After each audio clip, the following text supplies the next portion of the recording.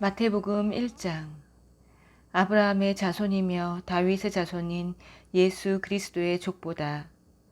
아브라함은 이삭을 낳았고 이삭은 야곱을 낳았고 야곱은 유다와 그 형제들을 낳았고 유다는 베레스와 세라를 낳았고 베레스는 헤스론을 낳았고 헤스론은 람을 낳았고 람은 아미나답을 낳았고 아미나답은 나손을 낳았고 나손은 살몬을 낳았고 살몬은 보아스를 낳았고 보아스는 오벳을 낳았고 오벳은 이새를 낳았고 이새는 다윗을 낳았고 다윗은 왕이 되었다.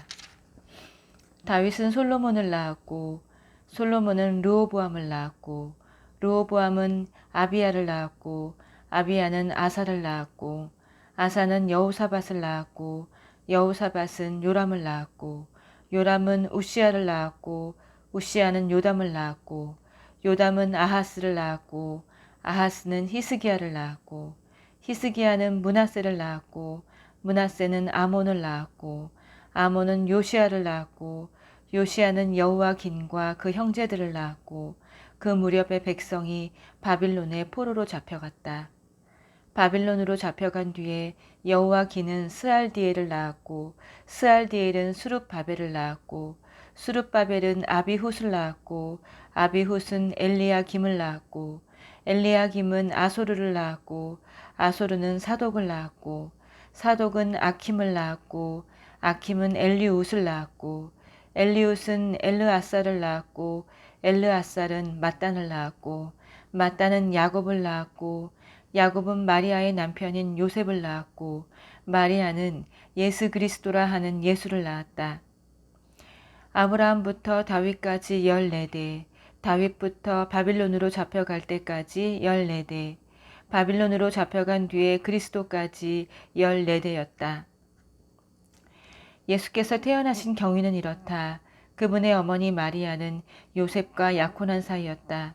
그들이 결혼하기 전에 요셉은 마리아가 임신한 사실을 알게 되었다. 성령으로 된 일이었으나 요셉은 그 사실을 몰랐다. 요셉은 마음이 상했지만 점잖은 사람인지라 마리아에게 욕이 되지 않게 조용히 문제를 매듭지을 참이었다. 방도를 찾던 중에 요셉이 꿈을 꾸었다. 꿈속에서 하나님의 천사가 말했다. 다윗의 자손 요셉아, 주저하지 말고 결혼하여라. 마리아의 임신은 성령으로 된 것이다. 하나님의 성령이 잉태하게 하신 것이다. 마리아가 아들을 낳을 것이다. 그 이름을 예수, 하나님이 구원하신다 라고 지어라. 그가 자기 백성을 그 죄에서 구원하실 것이다. 이로써 예언자가 잉태한 설교가 드디어 성취되었다. 잘 보아라. 처녀가 임신하여 아들을 낳을 것이며 그 이름을 임마누엘이라 할 것이다. 임마누엘은 히브리 말로 하나님이 우리와 함께 하신다는 뜻이다. 요셉은 잠에서 깼다. 그는 하나님의 천사가 꿈에 지시한 대로 마리아와 결혼했다. 그러나 그는 마리아가 아기를 낳을 때까지는 잠자리를 같이 하지 않았다. 그는 아기의 이름을 예수라고 지었다. 2장. 예수께서 유대 땅 베들레헴 마을에서 태어나시자 당시는 헤롯이 왕으로 있을 때였다. 동방에서 학자들이 예루살렘을 찾아왔다. 그들이 물었다. 새로 태어난 유대인의 왕에게 예를 갖추려면 어디로 가야 합니까? 우리는 동쪽 하늘에서 그의 탄생을 알리는 별을 보았습니다. 그래서 그에게 경배하려고 순례를 왔습니다. 그들의 질문을 전해 들은 헤롯은 잔뜩 겁이 났다. 헤롯만이 아니라 온 예루살렘이 발칵 뒤집혔다. 헤롯은 한시도 지체하지 않고 그 도시에 있는 대제사장과 종교학자들을 다 모아놓고 물었다. 메시아가 태어날 곳이 어디요? 그들이 말했다. 유대 땅 베들레헴입니다. 예언자 미가가 분명히 기록했습니다. 유대 땅 베들레헴아, 너는 더 이상 뒤만 따르지 않을 것이다. 내게서 지도자가 나와 내 백성 이스라엘을 목자처럼 다스릴 것이다. 그러자 헤롯은 동방의 학자들을 은밀히 따로 만났다. 그는 자기도 그들처럼 열성인 척하면서 탄생을 알리는 별이 나타난 정확한 때를 자세히 캐물었다. 그러고는 그들에게 베들레헴에 관한 예언을 일러주면서 말했다. 가서 무슨 수를 써서라도 그 아기를 찾으시오. 찾거든 곧바로 나에게 알리시오. 나도 즉시 가서 경배하리다. 그들은 왕의 지시를 듣고 길을 떠났다. 그때 별이 다시 나타났다. 동쪽 하늘에서 보았던 바로 그 별이었다. 별은 그들을 앞장서 가다가 아기 있는 곳 위에 머물렀다. 그들은 기뻐서 어쩔 줄을 몰랐다. 제때에 제자리에 도착한 것이다. 그들은 집에 들어가 어머니 마리아의 품에 안긴 아기를 보았다. 그러고는 감격에 겨워 무릎을 꿇고 아기에게 경배한 뒤에 곧 짐을 풀어서 황금과 유향과 몰약을 선물로 드렸다. 꿈에 그들은 헤롯에게 돌아가지 말라는 지시를 받았다. 그래서 그들은 다른 길을 찾아서 몰래 그 지방을 빠져나가 자기 나라로 돌아갔다. 학자들이 떠난 뒤에 하나님의 천사가 다시 요셉의 꿈에 나타나 지시했다. 일어나거라. 아기와 그 어머니를 데리고 이집트로 피신하여라. 따로 지시가 있을 때까지 거기 있어라. 헤롯이 아기를 찾아 죽이려고 한다. 요셉은 순종했다. 그는 일어나 밤을 틈타 아기와 그 어머니를 데리고 떠났다. 동틀 무렵에 마을을 벗어나 제법 멀리까지 가 있었다. 그들은 헤롯이 죽을 때까지 이집트에서 살았다.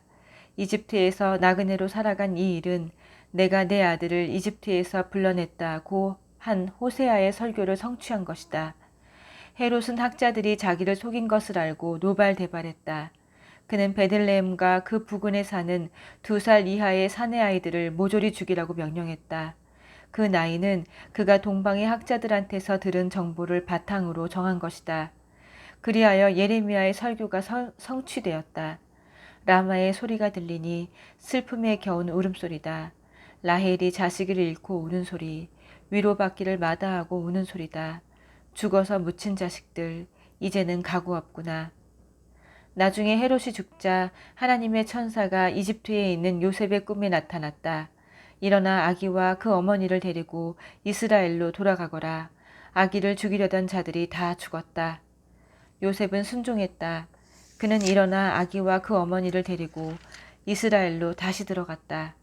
그러나 아킬라오가 그 아버지 헤롯의 뒤를 이어 유대의 왕이 되었다는 말을 듣고 요셉은 그곳으로 가기를 두려워했다.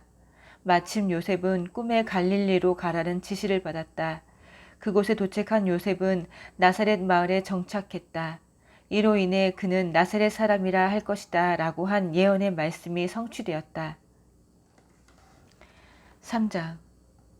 예수께서 갈릴리에 살고 계실 때 세례자라 하는 요한이 유대 광야에서 말씀을 전하고 있었다.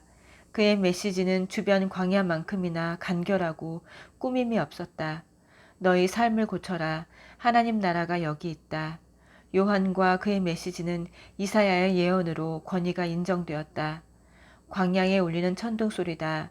하나님이 오고 계시니 준비하여라. 길을 내어라. 곧고 평탄한 길을 내어라. 요한은 낙타털로 된 옷을 입고 허리에 가죽띠를 둘렀다. 그리고 메뚜기와 야생꿀을 먹고 살았다.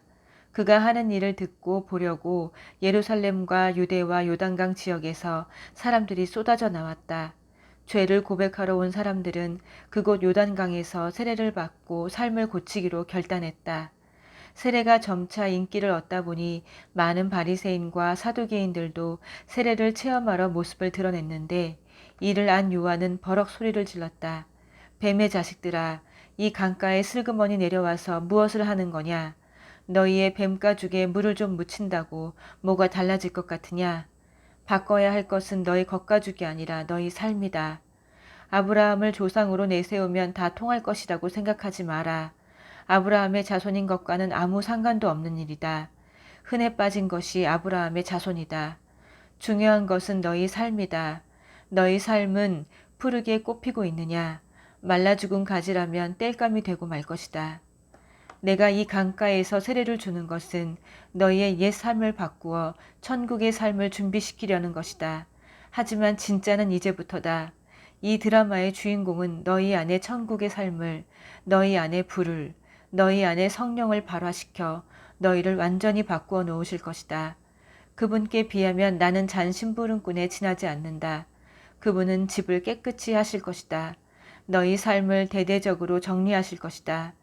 그분은 참된 것은 모두 하나님 앞 제자리에 두시고 거짓된 것은 모두 끄집어내어 쓰레기와 함께 태워버리실 것이다. 그때 예수께서 갈릴리로부터 요단강에 오셔서 모습을 나타내셨다.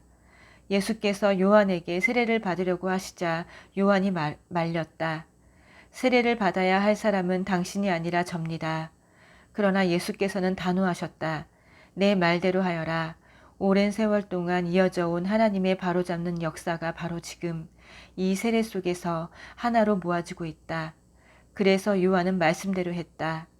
예수께서 세례를 받고 물에서 나오시는 순간 하늘이 열리고 하나님의 영이 비둘기같이 내려와 그분 위에 머무는 것을 보셨다. 성령과 더불어 한 음성이 들려왔다. 이는 내가 사랑하고 선택하고 구별한 내 아들, 내 삶의 기쁨이다. 아멘.